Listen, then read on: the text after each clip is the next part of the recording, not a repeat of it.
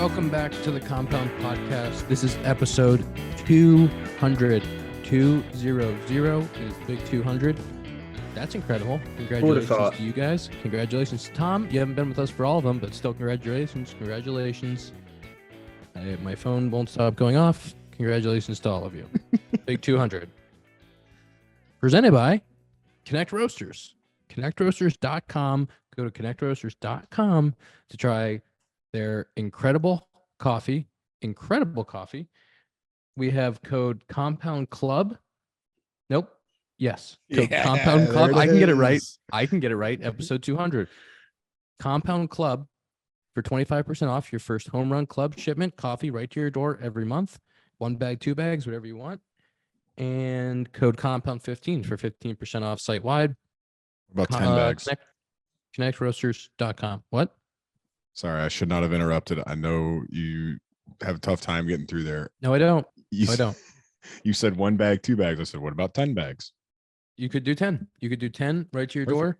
If you love coffee and you really want 10 bags like I do to your door every month, you could do it.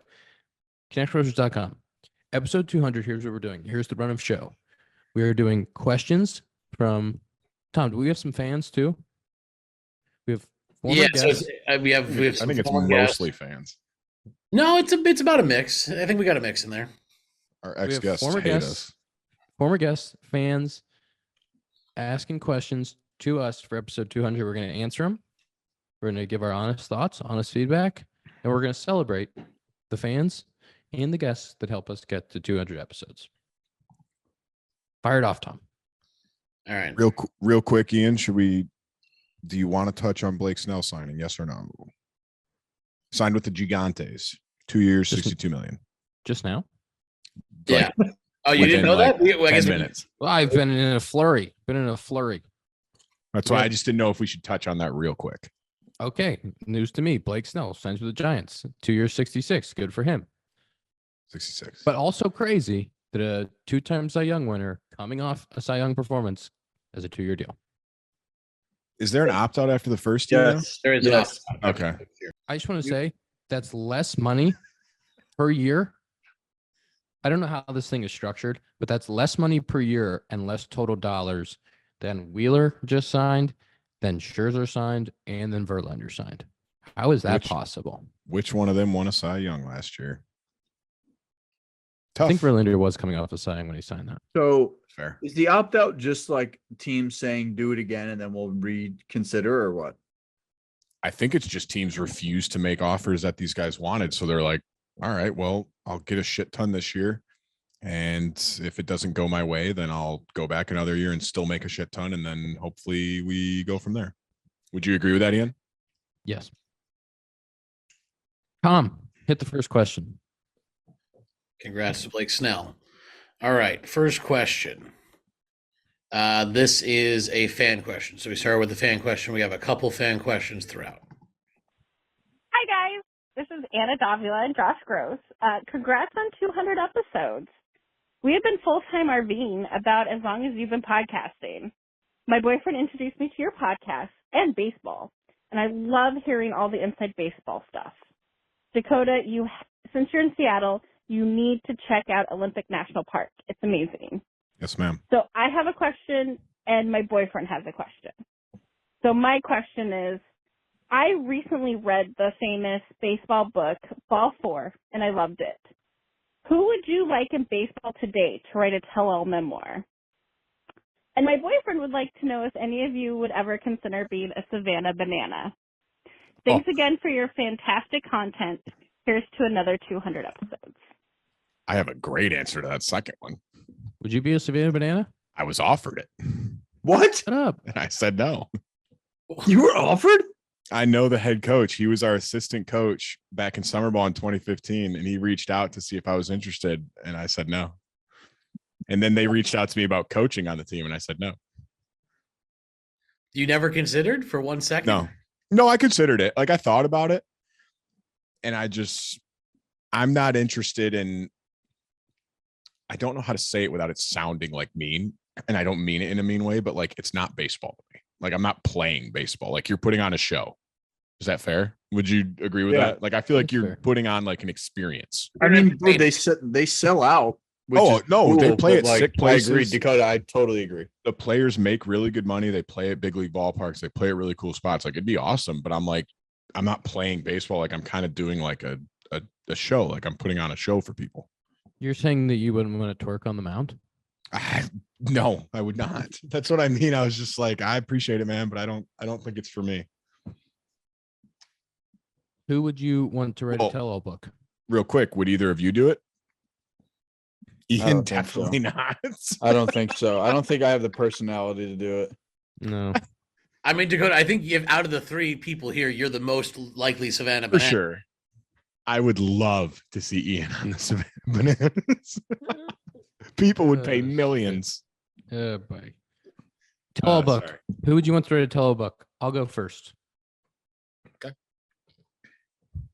George Brett, with that hilarious story he has about shitting his pants. I would love for a George Brett tell-all. It's definitely got to be like an old school guy. I feel like they had some crazy shit. I was gonna say I would like to hear about somebody during the steroid era. Like, just pick one and just air it out.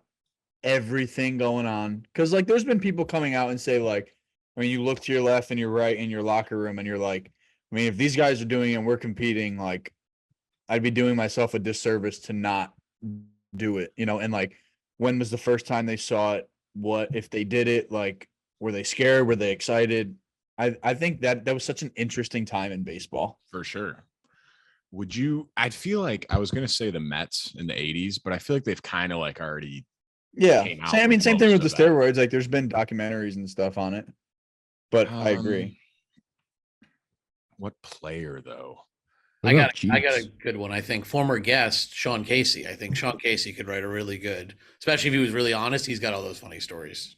Yeah. Jeets, a Jeter tell-all would be. Ooh, yes. I like the Jeter one because I want to hear the truth behind the gift baskets and all that. I want to hear everything. The problem is with the Jeter one, there's no way you're getting like the honest one. No, but that's what So- like this is a hypothetical. That's Like, the point. Yeah. they have to tell the truth. Like, if there was a Jeter one that had like 50 pages on his thoughts on A-Rod and it was real, I would buy that for so much money. Yeah, I'm going. That'd be sick. Good questions. Good question. Next question. Also, thanks for listening. I can't believe I never told you guys about this Savannah Bananas. Yeah, what the fuck? All right, next question. What's up, Compound guys? This is Ryan Kreidler, Zach Short's former teammate with the Tigers. Let's go. Avid listener, listening every week. We all listen, so keep up the pod. My question is for Shorty. I'm wondering if Shorty could go into detail regarding his Jonathan Scope pregame routine. There was a day when Shorty was in panic mode, struggling, and AJ told him to go on the Scope schedule. And I want Shorty to kind of walk through that day. I think that'd be a funny story for the pod. So keep it up. Enjoy listening every week, and hopefully this one makes it. Later, boys. Zach, it's all you. All right. This is a great question. This is actually a pretty good story. It was more so like when everybody realized that I was doing it and watched it happen and unfold in real time, everybody was just in tears. Like, so in my rookie year, I was just spiraling out of control, and Scope is on island time. Like, I mean, last minute, everything. Right. And I'm the complete opposite. Like, I want my day planned out. I am as soon as the clock hits 20 minutes before the game, I'm usually out there. I've tried to dial it back a little bit because it became a little bit superstitious and I tried to get away from it. So again, this is kind of the complete opposite of me and going through it. And one day, and Scopey was so good to me. Like, he was such a great role model, like just teaching me. He would sit me down in the dugout if he saw me going through it, like he was my big brother, and just like sit with his arm around me. And I don't know, Ian, I don't know if you've ever talked to him, but his voice is so, like, if you look at him, he's like this big, mean looking guy, and he has like the most soft voice ever. Like, he's so comforting. So The one day he's like, Shorty, he's like, you know what? You're with me tomorrow, or you're with me tomorrow. He's like, I'm talking AJ. I'm telling AJ, you're with me. And I'm like, what do you mean? He goes, you're on my program. And I'm like, all right. So he's like, I got to ask AJ first. So the next day he's like, hey, you're good. You're with me. And AJ's like, this is only for one day. One day only. So we're playing the Red Sox in 21. And again, I'm with him. So I get to the field at my same time, like whatever. But so usually I'm one of the first ones in the cage at, cage opens at like 2:00 or so. Like I'm in there, but like getting my routine and not making anybody wait. So I don't do that. I'm already like looking around like he's nowhere near there. He's probably still sleeping. So he doesn't show up until, 3 or 4 o'clock, and he does his routine while group 1 is hitting BP. So there's no swings. BP starts at 4:30, like didn't touch a bat until after stretch at like 4:30, 4:45. So we're doing our flips while group 1 is hitting and we're in group 2. And I'm already like, all right, whatever, this is fine. Go in group 2, hit, everything's fine, whatever. So say the game starts at 7:05, right? 7:10. Like I said, I'm usually on the line 6:55 or 7 o'clock, like whatever it is, or 6:45, 7 o'clock. And we go into the hot tub at 6:40. 6:40. Don't even have clothes on? No, bro. Are you playing in this game too? I'm starting playing shortstop. And so I'm wearing my whoop too. This is I wish I can go back and get my data for this. So 6:40, right? And I'm sitting there, he's on his phone talking to everybody, and I am panicking, bro. I have the sweats before I even get into the hot tub. 6:45 rolls around. He's like, Shorty, let's go. We're going to shower. And I'm like, Scope, bro. This is I can't do this. He's like, Shorty, one day, come on, let's go. I'm like, all right. 6:45, 6:50 rolls around. We're still in the shower. I get out. I'm like, Scope, I gotta go. He's like, okay, but you're still with me. So he like took his time, like whatever. I get dressed while he's like, I'm full uniform ready. He's just getting out. He's like, Shorty, wait, just wait. And I don't go out there for the anthem. First time in my career, I'm like, I can't do it. And like everybody knew, crazy. So I didn't. Right, but everybody knew, so I wasn't like scared. And I can hear the anthem going off, and as soon as the anthem ends, I sprint out. I'm like, I can't fucking do this anymore, Scopey. And I sprint out of the locker room, down the stairs, up. Everybody, trainers, players, everybody sees me sprint out onto the field, do a few sprints, and come back. Everybody's dying laughing. My face is beet red. I am soaked. And my heart rate on my whoop from like 6:30 till 7:05 was like the highest it's been in so long. And it was the highest throughout the game by a long shot. I think I'm pretty sure I walked my first 2 at bats too. And I remember I said, Scope, I will never do this again for as long as I live. It was like the best, worst day of my life. So what'd you do? 2 walks. What else? I don't know. I don't remember. I don't know if I got pinch hit for, because I think we were facing Eduardo that day. And I remember I walked twice. I don't remember what I did after that, but I was like, hey, like, all good. It's funny because it's literally like you said, the opposite of everything you've ever done. Yes. Literally. And like, it was funny because like, as soon as I come sprinting out, I remember AJ and the trainer just dying laughing. And like, it was like if I go 0 for the next day, maybe you got to go back with Scope. And I'm like, no, I would rather go 0 for and be comfortable and be like, hey, you know what? I stuck to my routine. It's all good, rather than shitting my pants at 6:50 in the hot tub. That is insane to be in the hot tub. The first pitch is in 20 minutes. Bro, and like the most lackadaisical, just like, yeah, I got a game. It's 20 minutes, and I'm like, Scope, I'm freaking the fuck out, man. That's incredible. That is a great story. I can't believe you never told that one. That was a great story. Ryan Kreidler, that came in at like 8:30, so that was a late addition to I had to reorganize the list to get that in there, but I thought it was worth it. All right, here's another fan question. Hey guys, this is Lynn. I've always loved hearing Charles Barkley talk about how Moses Malone influenced so many aspects of his life. So I've wondered, in all of y'all's years in baseball, who are the veteran players who have taken an interest in helping you improve, or just tried to help you not make an ass of yourself in the clubhouse? And who do you see emerging into that role this season? Also, congratulations on 200 episodes. I will be listening while eating a Grimaldi's pizza and wearing my Who Says No t-shirt. Congratulations, guys. That's incredible. Ian, start us out. Who says no? I guess I'll start. You got some good ones. Yeah, I mean, the biggest influences on my career, definitely Rizzo, Lester, Hayward, those three guys. Benny Zoe early in my career. I think I was really lucky to come up with a group of like super vets that had a ton of experience that, had been through everything. And so those guys took me under their wing, showed me the right way to do things. They helped me out a lot. They were never like hard on me. They were always positive. And I was one of the guys that, looked up to them so much, and they led me in the right direction from day one.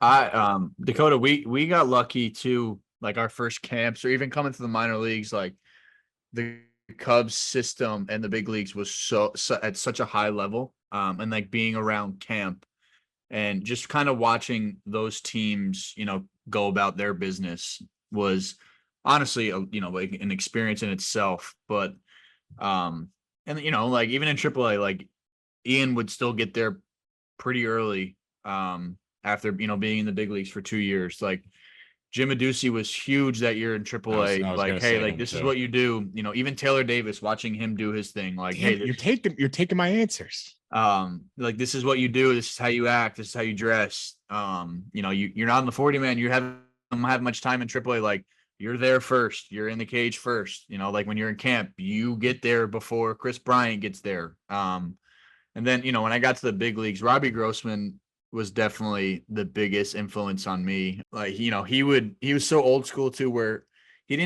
we talked every single day, follow each other on Instagram. He would DM me things like whatever, but he didn't get my number until probably the middle of that year. So I'll never forget, we were in Chicago, Milwaukee, and we were in the hotel and I'd hear my phone ring and I'm like, that's weird. The hotel phone, and he'd be on the other line. Shorty, I have an Uber coming in 20 minutes. We're going early to hit on the field. And I'm like, all right, Robbie, sounds good. Like he was so, I don't want to say old school, but like, he would say like, hey, I wouldn't sit on that couch, not being a dick, but like, hey, it's for the veteran guys. It's for and we didn't really have an older team, but he's like, and that's kind of how it was. And that's kind of how he was raised. Yeah. I agree. Taylor Davis was a really good one. He was someone that like just knew how I think like in the lower levels, like everyone's just trying to figure it out. So you don't really notice these things until like our first big league camp in AAA. And Taylor Davis was great at it. Millsy was awesome with me. Yep. Alec Mills, he was great. A huge one that I think Zach will love, Kyle Ryan. Kyle Ryan was a beauty, and like one of those guys that was like had been around and just like a no nonsense. Like he'd just tell you to your face, like, you're an idiot. Like, don't do that.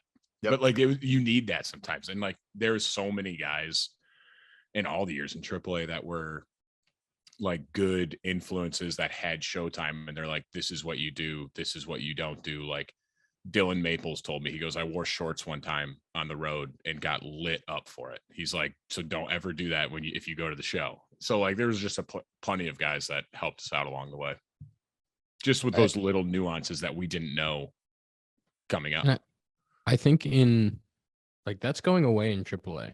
There's less. Oh my gosh. There's less veteran AAA players. Teams don't have 30, 31, 32, 34-year-olds. Jim Adduci was 36 playing with us in AAA. Yeah, he was like, a beauty. That's going away, and because those guys make a little bit more money in AAA, those guys help develop the younger players. They help teach them what it takes when you get to the big leagues. They show them how to do it. And unfortunately, like teams have chosen not to have those players at that level. And I will say my last year with the Cubs in 22, one of like the better things I heard after like leaving the Cubs and being a free agent is they told me they appreciated like how I took the younger guys under my wing, because it was a lot of young guys in the bullpen and I was one of the older ones. And I'm like, I've never been to the show, but like I can show these guys like what you can and can't do a little bit. So that was something that I was pretty proud of, that I was able to do, is just kind of help those younger guys be like, hey, this is how you do things. Like if you do it like this, people are going to shit on you. It's not even being a dick either. It's just like this is the way to do it. And I was fortunate enough to have people above me, not, shove me in a locker and be like, hey, you idiot. Like, no. Hey, like, this is what we do. This is how you get here early. This is how you prepare. And if no one tells you, you'll never know. So it's like someone has to tell you. So like Ian said, like nowadays it's like guys get there and it's just like the same as like the lower levels. Like, yeah, you get here like 10 minutes before you go throw. It's fine. It's like, that's not okay. Like that's not how you succeed. Yep. So yeah, a lot of people have helped us. Here's a guy you might know. Fellas, favorite guest on the compound, Anthony Rizzo. Congratulations on 200 episodes. Hope you guys are all doing well. Hope to be invited back on soon. Shorty, I heard you've been taking my line of the hands don't sleep, which is holding true again. Showing up to spring training this year, his hands never sleep. So hope all is well. Look forward to the next 200 episodes. Take care. That is the perfect Rizzo call in of like, not a question, just calling in. He did it. And he said, hope to be invited on soon again. And I'm sure that Ian's asked him and he's probably said no. I haven't asked him. I haven't bugged him. I did have to follow up on him today to say, you got to call in with this voicemail. We need you here. And I did tell him, Shorty, that you've been saying your hands don't sleep. Oh. And we got to remember where you got that from. It's a Zach saying to me. No offense. Yeah, but he's got platinum. He did start it, man. That's him. That's all Tony right there. He's got a lot more colors on his glove than I do. Those hands definitely don't sleep. No. I am surprised that he actually called in though. He cares about the boys. I love that. I didn't get a shout out. It is what it is. Does he know my name? 50-50. Here's someone who probably knows your name. Scotty. Hi, this is Kim, Dakota's mom. He asked me to call in with a question. And my first question, actually, I'm sorry, I have two. My first one is, did you guys ever think when you started this that this podcast would have so many followers? Do you still enjoy doing it? And my next one is a personal question to Ian and Zach. I was just wondering, when you're home at your mom's house and you were to sleep over, do you lock your bedroom door, anticipating that if someone breaks in, they'll get your mom first? Just wondering. Congratulations on your 200 episodes. What a crazy question, Kim. And the worst part, she doesn't even listen, so she won't even hear this answer. So you can say whatever you want. Dakota, do you lock your bedroom door when you sleep at home? Absolutely. I lock my bedroom Oh door my God. Anywhere I sleep, that door is locked. Why would I not give myself more time if an intruder's trying to break in to defend myself? What about if you have to go pee in the night, which is way more likely, and now you have to unlock the door? It's a quick little twist. It's easy. At night when you've been asleep, you never have any trouble with that. No. All right. You're both different than I am. He's trained. I lock it all the time. That's rich, man. That's a bananas move. I will never not do it. Like I'll literally I'll be laying down half asleep and I'm like, if I didn't lock it, I'm like, shit, I gotta get up and lock my door. The first question. So neither of you do it? No. Okay. I lock my hotel door, which fair enough. But the first question, I don't think I ever foresaw us making a 4-year run at this. No.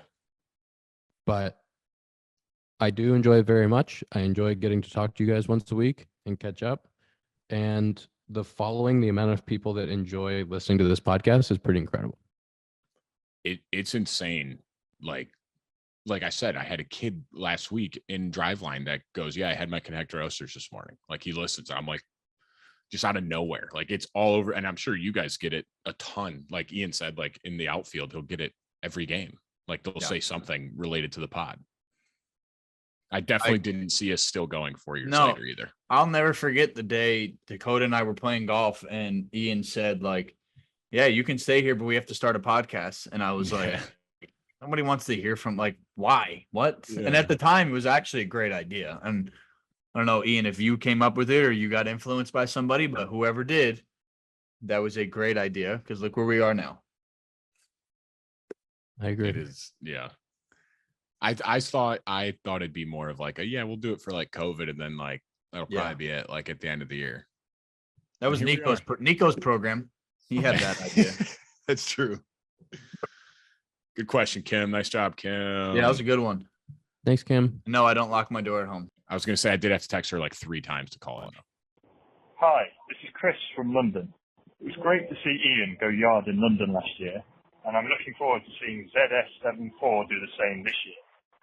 What I want to ask is if you could bring anything back to MLB from British sports like football, rugby, or cricket, what would it be and why?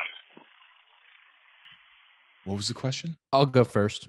If you could bring anything from another sport into baseball, what would it be? Oh, okay. Right? He said specifically British sports, but you could make it more general than that too. Okay. Well, I have a British one. I would make it so you could hit the ball in any direction, just like cricket. If I foul a ball off 500 feet the other way, I want it. I agree. Want to be able to hit it everywhere. Man, I don't think this is a British sport. I want it to be like wiffle ball where you can throw it and hit the guy and they're out. Just laser someone in the back and they're out. We'll make the balls a little softer. Yeah, says the guy that would never get hit with the ball. I would never get hit, so I love it. Great idea. I also want to call out quickly that he said the British version of Z, which is Z. So for him, ZS74 is Z. I like that. That's incredible. Could one be? I don't know if it's weird. Could like the coaches don't have to wear baseball pants, where they can wear a jumpsuit or something if they want, or like imagine like a 3-piece suit in the dugout. Yeah, I don't see anybody diving or making plays in the dugout. I don't know. It's a great point. Hey guys, this is Beeb. I am calling to say congratulations on your 200th podcast. That's awesome.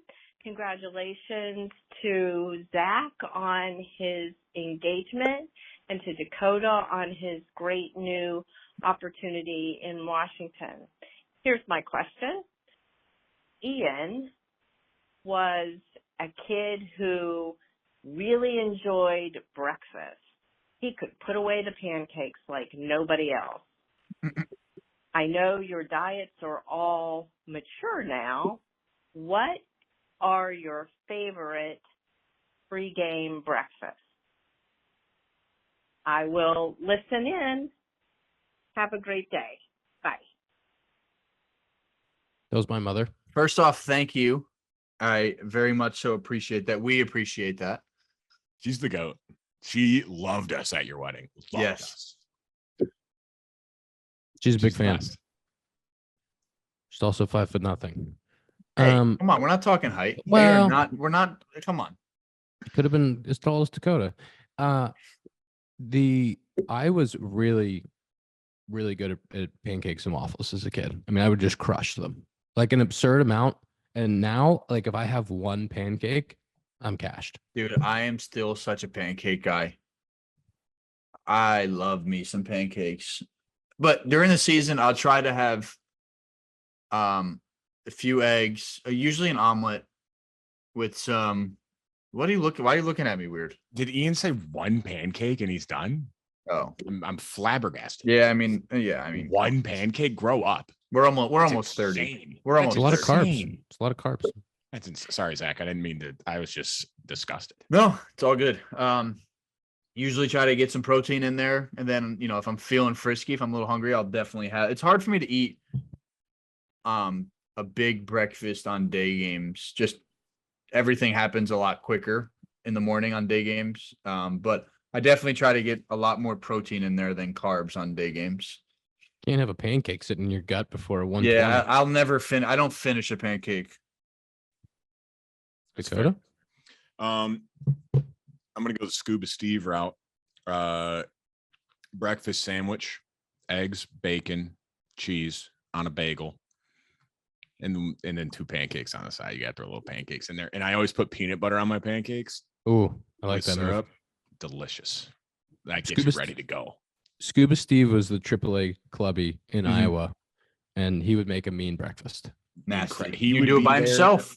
He'd be there at 7 a.m. You'd go up and write an order on like a piece of paper, and he would just be in there cooking until the game starts, basically. Yep. Incredible. Unbelievable. Thanks, babe. Great question. First off, congratulations, fellas, on 200 episodes on what I consider one of my favorite podcasts. I always get fired up when I refresh the podcast app and I see the Compound has a new episode with y'all's three beautiful faces on it. Jordy, congratulations on all the success. Wish you nothing but further success in your career. You're a legend, an even better human being, and I know that every teammate would say that about you. Mekis, congratulations on the new hire at Driveline. That's huge. Super pumped for you and proud of you. You were a dog on the field, and you'll always be a dog in whatever else you do, and good luck in any betting endeavors you pursue. Happer, congratulations on, of course, all of your endeavors. It's a long list, so I won't try to name all of them, but 200 episodes is nothing to slouch over, and it's certainly up there with everything else you're pursuing. So congratulations and bravo, my brother. Also, I want to say thank you for being an awesome teammate that you are. I love you guys. Sorry that was long-winded. Now my question is, back during the 2020 COVID days at the COVID house, I believe you all stayed at, did y'all ever actually think it would get to this point? And if so, just kind of give me your thoughts on what y'all were thinking during that, if you can go back to the 2020 times. Love you guys. Obviously, congratulations. About to head to go golf right now with Happer, and I'm going to crack a cold snack for y'all. Congratulations. Cheers. What a beauty, man. Oh, Steely, what a beauty. That's what I was going to say, is he didn't actually identify himself, and I did have to text Ian just to confirm that was Justin Steele, because he followed up with another voicemail 5 minutes later saying, oh, by the way, that was Justin Steele, which I'll put in here so the audience can hear it. That really long one that was just sent was Justin Steele. Love you guys. When he told me, he goes, I called, but I forgot to say who it was, so I had to call right back. But he also said, I'm going to golf. I mean, like, from context, we knew who it was, but for the audience, yeah. But yeah, Steely's a beauty. He's one of my favorite teammates I have. He is the best. Opening day the start.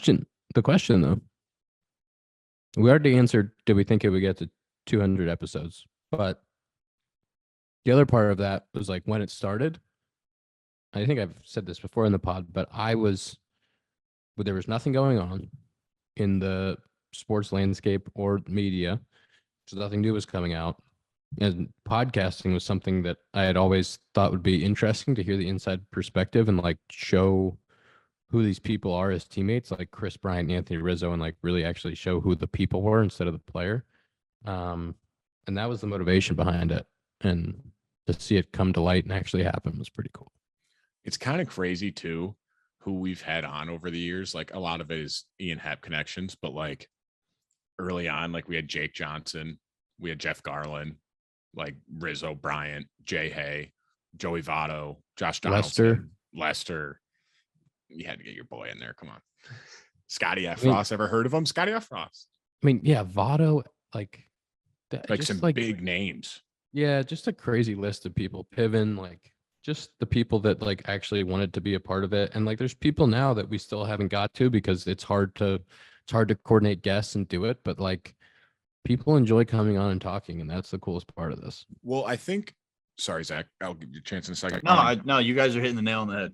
I was just going to say, like for like the actors coming on and like Jeff Garland and Jake Johnson and Piven, like for them, they're obviously very high up in their fields, loads of success, but for them, it's probably sick to be able to talk to Ian Happ. Like, you know what I mean? Like their favorite team, they're like, I get to just sit and talk with my favorite player. And like Jake Johnson asked us more questions, I think, than we asked him. So it's pretty insane. Congratulations, 200 episodes. That's amazing. Tracy. This is Tracy Short, Zach's mom, and I want to say thank you to all of you for doing the podcast because we have learned so much about Zach and all of you, and this is the only way we really get information. My question is to all four of you, including you, Tom. Tell me something about, well, I guess that's not a question. What was the best part of your day and what was the worst part of your day? Thank you so much. Bye-bye. That's incredible because we started that because of her. Like early days Compound, for those that remember, we did best and worst because of Tracy Short. We still do it at home to this day. Whenever everybody's home, she'll start it. Love every single time that we're all home together. She'll do it. Tom, would you also tell the fans before we answer what time that phone call was made? It was made at exactly 5 a.m. Not 5:01. 5 a.m. on a Friday morning. Every day, man. She's up and at 'em. She's doing it. Unbelievable. Does she still get her steps? Doesn't she just like walk around? Yeah. I mean, she would crush me. I'm probably not in spring training. But yeah, dude, every morning she's up at like 4:30, 5 o'clock, going to the gym, going to walk around. And it's funny, like I'll come home or whatever and I'm sleeping and she's like, I was up at 4:30 and I'm like, that's your choice. But like you go to sleep at 8 o'clock, 8:30. But she grinds, man. She goes right from there, comes home, takes the dogs out, and then goes and teaches for all day long, and then goes and works at either a basketball game, a football game, or whatever's going on, a baseball game, and then has to, deal with 4 other boys. Yeah. Three sons and my dad. Like, especially back when you guys were all in high school. It was dealing with all 3 of you boys. It was brutal. Still brutal. You gotta start us out, Zach. The worst part of I'm going worst first. I'd say the worst part of my day. Yeah, the worst part of my day was we took Chop to the dog beach today, and the guy just literally tried to drink the whole Atlantic Ocean. I mean, and he just wouldn't. I wouldn't say he wouldn't stop throwing up, but he threw up a bunch, and like he was having so much fun all day. And on the way home, he was just like, "Yeah, I probably shouldn't have done that." And then, it's tough. They can't talk, so you're sitting there. You're like, "Brother, are you all right? What do we got? You good? You got to go to a vet. Move past this, or what do we got?" And then, the best part was watching him. I mean, he was there. We were there for like 2 hours, and he just did not stop running around. And then seeing, when we get home, and he hits a wall, and he has not moved for like 3 hours, and it's just like, all right. We were off today, so it's like, all right, I did my dad dog duty of the day. So makes you feel like you succeeded the day. Tom? The worst part, I'll go. Ian, The worst part of my day was we also had an off day, and I was trying to get some extra snooze, and the doorbell rang. Oof. And I was still in bed, so I had to panic.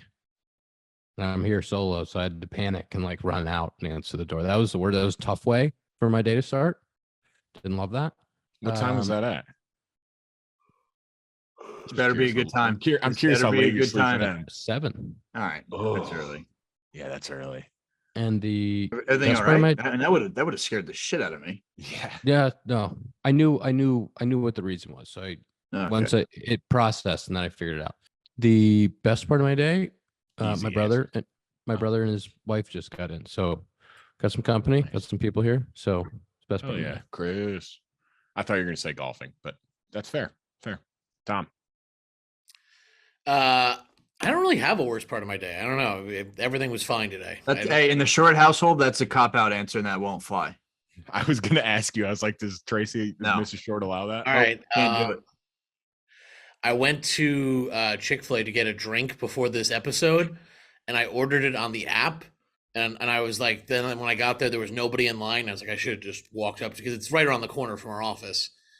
And I was like, I should have just ordered this here. And then it took them like 10 minutes because I think they just like lost me in the shuffle. And I was like, I could have just done a human to human interaction, had this done. Instead, I tried to get all fancy and order on the app. And now what have I done? I've just wasted my own time. So. I mean, that's not really like, if that's the worst part of my day, I had a decent day. You had a really good day. Best part of my day, I want to give a big shout out to compound listener Mike Mara, I went to college with, who's a lot of times he got off today for a pretty good reason, but he normally helps me sort through these fan questions because we had about 100 of them. We usually get about 100, somewhere between 75 and 100. But today he had his daughter. He had his first daughter, Mia, was born. So congratulations to him on that. Congrats. First time father, very excited for him. So that's huge. Love that. Mother and child doing well. 10:33 this morning. Wow. But is that a good enough excuse to not help you at work? I don't know. Worst part of my day, easily played pickup basketball after work. And the worst part is I am in horrendous shape. Horrendous. We played 3 games of half court basketball, and I thought I was going to die. The third game, I literally wasn't moving. I just stood on the 3-point line. I'm like, pass it to someone else. I don't want it. Defense, I was getting destroyed because I'm like, I got nothing. I got nothing left. So it was a tough day, tough showing, but hit some shots. The shot's still there. Come on now. Come on. Best part of my day. Best part of my day was finding out the Spartans play Thursday, which is an off day for me. So I get to watch my Spartans in the tournament. Wow. Might have a couple 9 a.m. beers to watch them. Just kidding. Kind of. When we were doing this, I was thinking back to our best and worst at the compound, and most of them revolving around if we won or lost in tennis or golf that day. That's all it was. We had nothing else. It was like, well, we played golf and we played tennis like every other day. The best part of my day was this lentil burrito that I'm eating. Ian when you were a vegetarian, you were insane. You were a psycho. You'd eat the grossest food I've ever seen. Oh, that was horrible. Tom, before the next question, this question is brought to us by SeatGeek. SeatGeek, if you don't know what SeatGeek is, they're a ticketing app that makes buying tickets super simple. With over 28 million downloads, SeatGeek is the #1 rated ticketing app. There are more than 70,000 events every single day on SeatGeek, including sports, concerts, festivals, and more. They always want to make sure you get a good deal. They want you to do the green deals. Green dot good. Red dot bad. Don't do red, do the green. Every ticket is backed by the buyer guarantee, and SeatGeek is the only site that lets you return your tickets ahead of the event with swaps. Use code COMPOUND for $20 off your first purchase at SeatGeek. That's $20 off your first purchase with promo code COMPOUND. The link is in the description. Next question. Hi, this is Eileen, Tom's mom, and I just want to say congratulations to all of you on your 200th episode. That's quite an accomplishment, so terrific job to everyone. And my question would be, if you could have a dinner guest, and it could be anyone in history so that you could have a nice meal with them and a conversation, who would you pick? All right, great job, guys. Enjoy. Bye. What a good question. Love you, Tom. Love you, Tom. Tom's mom. What a good question. And a good question. I'll go first. This is going to be somebody from like you'd say like Andrew 1781. He's going to say like Andrew Carnegie. That's There's a great poll by me. I felt really good about that. No, it's really good. There's a lot of very good possible dinner guests. I could have gone in a lot of different directions. The first one that popped into my head, I won't say because one of you might say it, but I'm going to go with George Washington. I mean, George Washington. What do we got? Okay? Didn't I say I said somebody from 1781. I'm going to I ask think he's George from like the Washington 1400s. I don't even about know. founding the country, and I'm gonna have a nice dinner with George Washington. Do you think he founded the country? Do you think George Washington found America? Not founded. You said founded the country. Found. He was the founder, a founding father. Okay, but he didn't find it. You know who did, right? Oh, he didn't explore it. There's an asterisk next to that one too, Dakota. Yeah, Christopher Columbus. He actually wasn't first. There's an asterisk next to that one. Yeah. We would have to just probably have smoothies for dinner because his wood teeth. I don't know what he did. Go ahead. I was waiting to ask you about the teeth. What your plan there was? Because that's like that's a tough one. We would go to Smoothie King together. No free ads. I think I know Zach's answer. I don't know. Can I give you? No, I need you to come up with yours first, and then I want to guess what yours will be. Do you know? Do you know who I know? I know mine. I can. Tom, go. Go while these two deliberate. Mine's maybe like a little simple or easy, but I'd probably do my grandfather, my mom's father. He passed away when I was 6. You pick anyone dead or alive. I've always been really interested in, like, he was a New York City cop. He worked at Yankee Stadium. He knew Mickey Mantle. I'm sure he had a lot of stories that I would love to hear. So that's a pretty easy one for me. Nice. That's a really good one. Zach, can I guess who yours would be? Yeah, go. Hove, H to the OV. You tell me it's not Jay-Z. Yeah, I mean, it was going to be him or Jeter. I knew. Maybe we can slide up another, maybe we can slide up a chair and have one of them come up. We know the owner. It's all right. They'll pay. They're good for it. Like, they can pay for it. I mean, come on. We'll probably shut the place down, Yeah, I mean, it's so basic, though. Jay-Z's not. Jeter would be. That's why Jeter think, popped into my head, but I'm like, that's too easy. Yeah, I think, Jay-Z, I mean, obviously how he made himself and just like the music industry in general is something that I find so interesting because, you hear a lot about sports industry and like how, basically everybody, how athletes work, but like it's very similar, you work your ass off your whole life. And then, how he becomes, hey, he's not a businessman, he's a businessman, Dakota. And like, how he starts his business and then how he gets into, sports, owning a team. And it's just, I mean, the list goes on and on and on, but that's, I would probably say him. This dude said George Washington. I can't. Do they have to have passed or can they be alive? Dead or alive, brother. Dead or alive. Okay. I mean, Dakota, he said George Washington. And he just said, I don't see that guy. I don't see that guy. He just said Jay-Z. One's alive and one's dead. We've got a live and dead example, so it should be true. Context clues. Just tell us you're not listening. I got two things. First one, I'd like to go back to the tell-all. Give me a Tiger Woods tell-all where he's got a truth serum. Damn, that's a good to one. hear that. Tiger Woods popped into my head for dinner.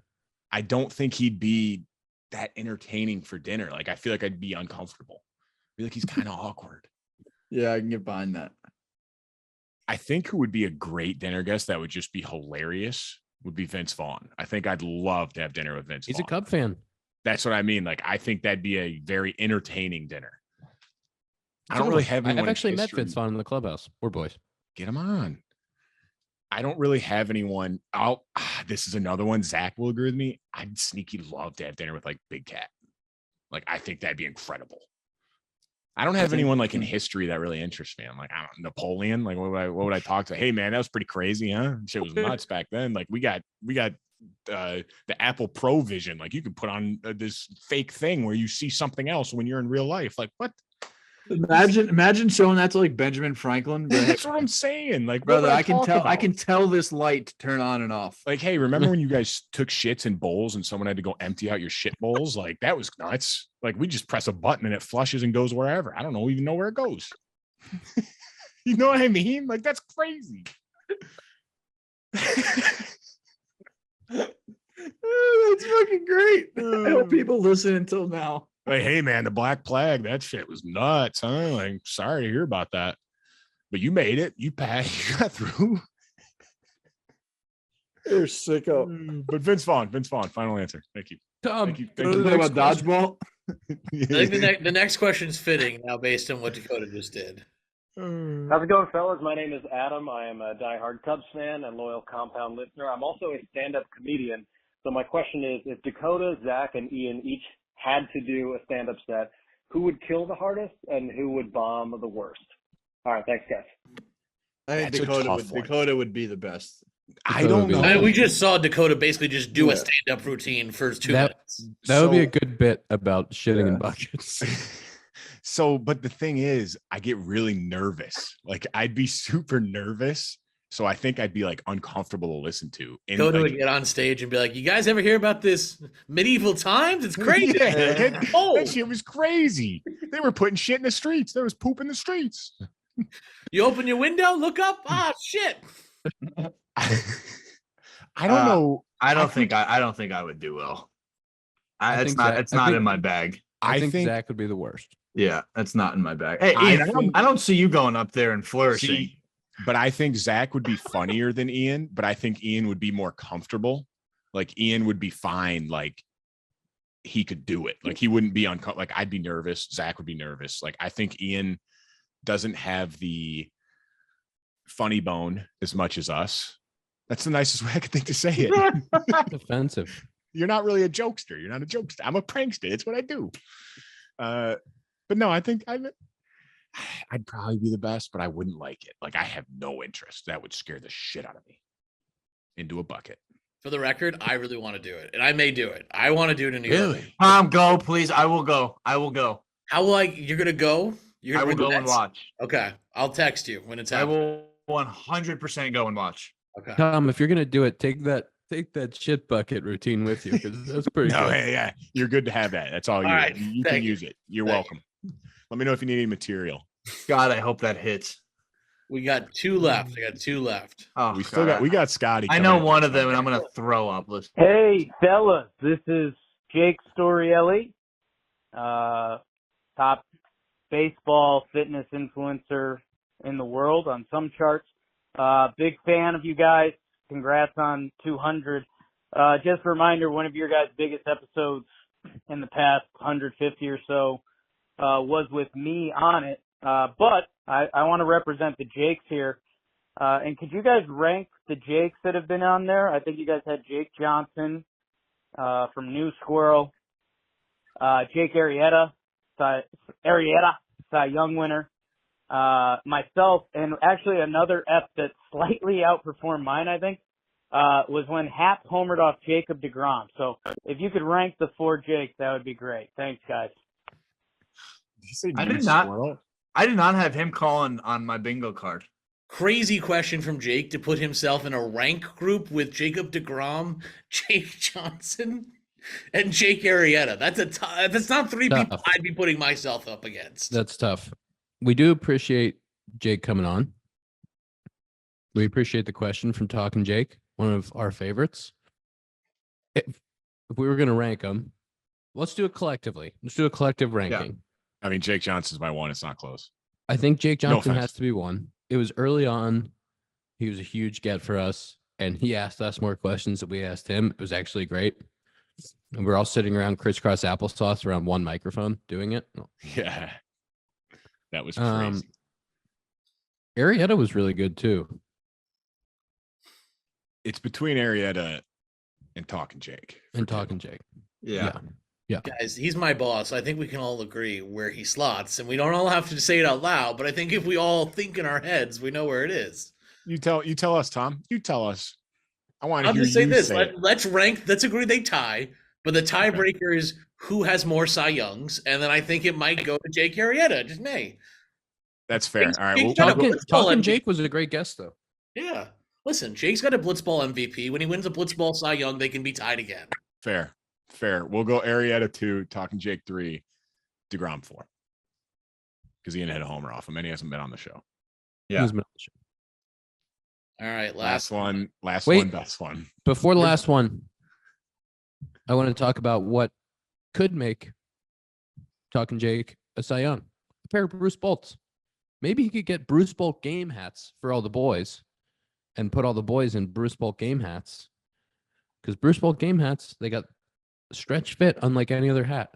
They got sizes with a 3-size range or 2-size range, just enough stretch to make it fit perfectly on your head. They got advanced performance fabrics, sweat resistant materials, and soft brim technology. And they can make custom game hats for any team out there with your logos.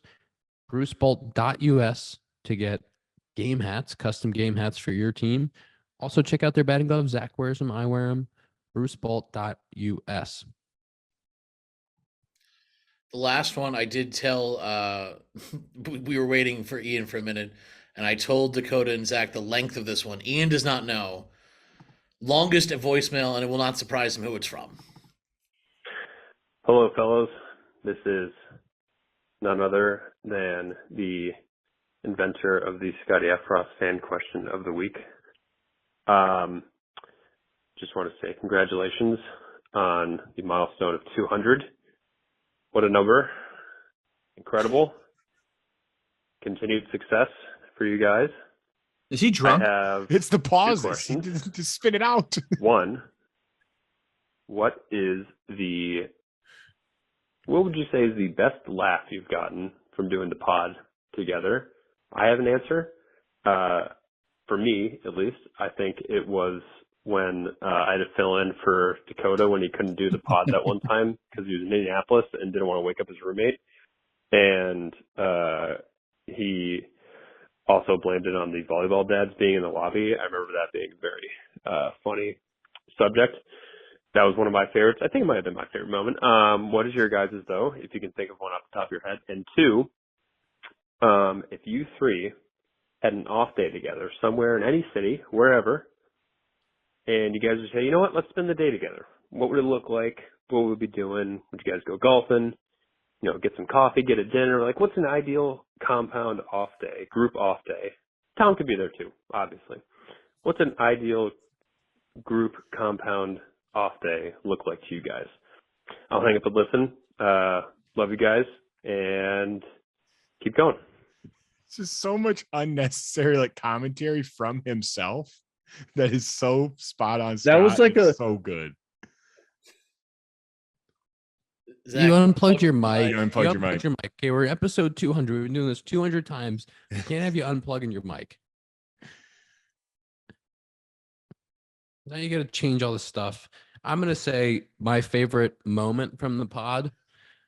A lot of my favorite moments go back to the earliest days because we were just a young startup pod, huddled around one mic. But when we had Jeremy Piven on and Piven did his impression of Ari Gold on the pod, that was an all-time moment for me. Because we were waiting for it too. We were like, come on, he's got to hit us with it at some point. And we weren't going to ask him to do it, and then he did it. What was the discussion like before that? Were you guys like, are we going to ask him to do Ari Gold? Because I think I would have had to. It's so oh my God, ubiquitous. I think we were talking about acting, and we were talking about different roles and what it takes to get yourself into a character like that. And then as he was explaining it, he went into talking like Ari Gold, and it was unbelievable. So good. And we were watching Entourage the whole time we were at the compound, so it was perfect. My favorite moment, the funniest moment, was when Scott hosted for Ian, who was out that week. I forget where, but Scott had to host, and he had topics for us, and he just goes, NFL, and just left it at that. He goes, Zach, your mic is still not working. I just saw him say the F word into the mic. But he literally just had these topics, and he goes, so I wrote down here NFL, just left it open-ended, and we just started dying laughing. We're like, what do we do with that? What do you mean? Anytime Scotty comes on, it's always a good laugh. We hear you now. Scotty is the best fill-in, and his way of asking questions is hilarious. He is the perfect, if anytime any of us can't make it, we're like, hey, Scotty, we need you. And he's like, oh yeah, for sure. What time doesn't matter. He's in. Tom, do you have a favorite pod moment? I was going to say the same moment. I was going to say the time that Scott hosted, because the time Scott hosted, the stuff that we left in the cutting room floor, the amount of just dead air between thoughts from Scott, truly incredible. I haven't earned my money too much on this show. That was one of the times where I was really putting in the work in the editing room to get us out an episode that was listenable to. We'd all just love Scott so much, and he's just so funny without necessarily intentionally and being funny always, and it's the best. You're good, Zach. You know what's a little bit offensive is that both of your favorite moments from the pod are when I wasn't there. Well, you said all your favorite moments are when I wasn't even around, so I don't know. I think it's balanced out. Scott's way of asking that question is exactly how he hosted the pod, where he would just pause between words, and you're like, what are you doing? Say it. Say the sentence. Finish. He's Zach, the best. what's your favorite pod moment? Oh man, not again. Not it. I mean, I don't know if I have a specific one, but when Dakota and I just go off on tangents, and it's just the uncomfortableness when we're just Dakota, when you were just talking about shitting and pooping and peeing into a bucket. That's what they did. You can't really just make that up. And it's funny, people are just starting to find out now about that it was a topic in the locker room the other day, and they're like, oh, you have a podcast, whatever. It's what do you talk about? And I'm like, honestly, it's just such a free-flowing conversation now. And that would never ever be written down ever. Hey, talk about shitting in a bowl back in the day. Ian's gonna have lunch with George Washington, and we're gonna talk about pooping. What do we got? I think it's just the more the tangents that we go off of when it's completely not planned whatsoever, and you're sitting there and you're just what? The fact that people are listening to this and they're like, man, I can't wait until next week and this drops, and we're over here like legitimately having a free flowing conversation. I think that's the best part. That's what makes podcasts great, is that like we have like things that we plan to talk about, but then like randomly we just go off the rails. Usually me and Zach like to go off the rails. Tom and Ian have to reel us in. But it's hilarious. Yeah, or hey, sorry, Dakota, like when we talk about football and Dakota and Tom are just sitting there like biting their tongue and they're just waiting for a pause. We're like, okay, next topic. They're just like, Ian, you can tell when Ian's over it because he'll be right here, and then it's just he'll just lean back and kind of like put a hand up to the face, like, you guys done yet? Like, can we talk about something else? He hates it. So an ideal compound day for Scott's second question. Glad that I was allowed to eventually join. It was touch and go on the invite for a while. Yeah, he goes, Tom, of course you could be there too, of course. I mean, golf is a guarantee. We're definitely playing golf. We're getting coffee in the morning. I was gonna say coffee, a good breakfast, like that's. We're getting coffee and a breakfast sandwich. Probably playing some tennis. Probably, it might be an athletic day. It's a day full of activities. Yeah. Yeah. I think if we had an off day together, we would have to ask Teresa if we could go back, fly back for 1 day. You know what we're topping it off with? Grimaldi's. Young people, close your ears for the second part of this. Grimaldi's guaranteed. Entourage and another bottle of wine. Yes. The amount of and times another one. that another bottle of wine got thrown out there was not good, but it was good times. Do you guys ever, real quick, this is kind of a question. Do you guys ever just like randomly sit back and think like, that was nuts? Like, we lived in a mansion with a tennis court, a basketball court, a pool. Ian lived in the pool house. We had 5 extra bedrooms in the main house. We had lived across the street from a golf course. We would just hang out all day doing whatever we want. I think I've said it on here a bunch. Like, we were very lucky that we weren't really affected by COVID, like within our families, within anything really. That was one of the best summers of.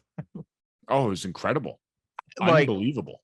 I mean, when I went home, I played 18 to 36 holes of golf a day. Like, was working out, hitting, and I'm like, hey, let's go play golf. What else are you gonna do? You can't go inside.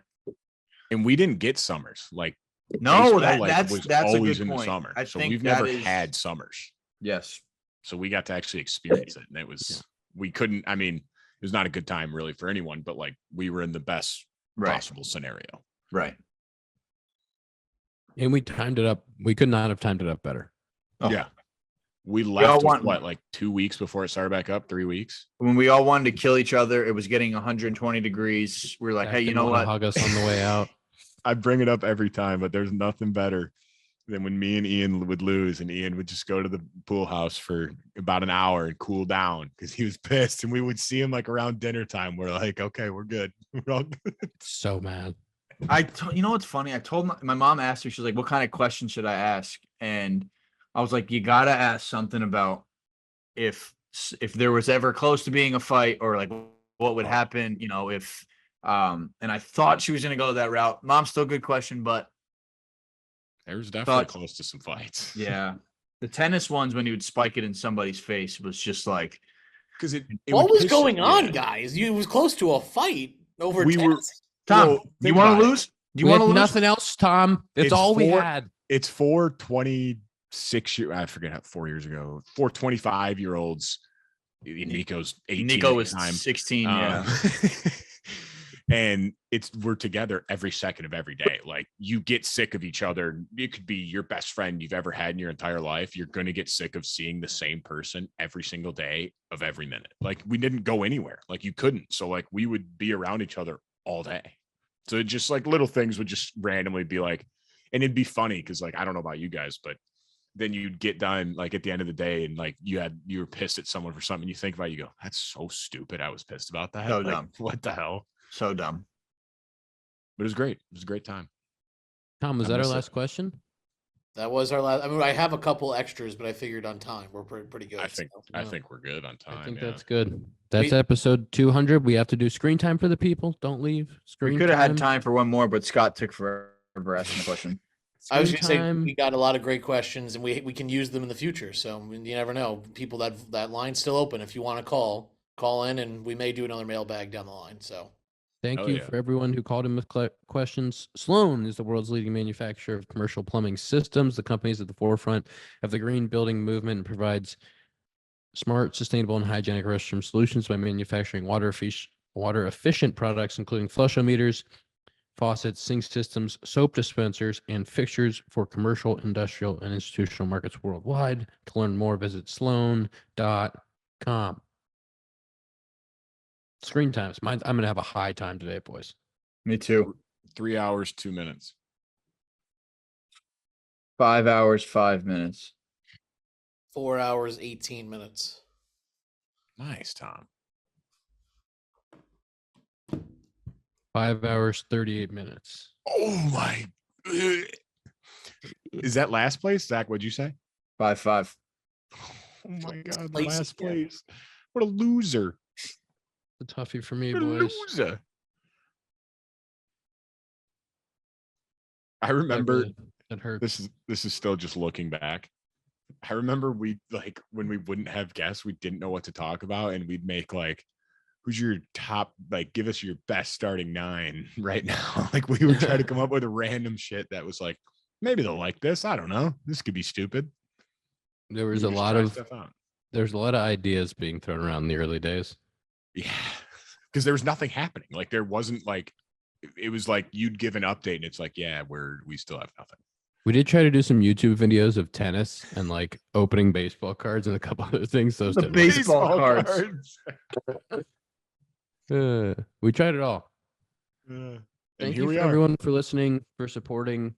200 episodes is awesome. We're coming up on our 4th anniversary in a week or two? Next week, probably. Next week is our 4th anniversary. So let me see. The 28th is our anniversary of 4 years. So thank you to everybody. We appreciate you. And we will see you real next quick. Week. No. Real quick. I don't know if you asked him or not, but if you did, I could be wrong here. Criminal. Nico didn't call in if you asked him. Criminal. I didn't ask him. Okay. Criminal on you then. Criminal. Yeah, I was going to say, you might be a criminal. Criminal. You have to have him call in. Sidetracked. Have him call in for next week, and we'll add it, and it'll be its own thing because it's 4-year anniversary. Well, we need him for the 4 years, so I'll have him call for the 4 years. We should have him on.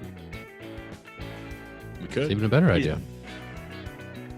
We'll see. We'll let the people know. We'll see. Maybe he'll be on, maybe he won't. Maybe a little throwback to the old days. It's episode 200 of the Compound Podcast presented by Connect Roasters, connectroasters.com. Go get some coffee. See you next week.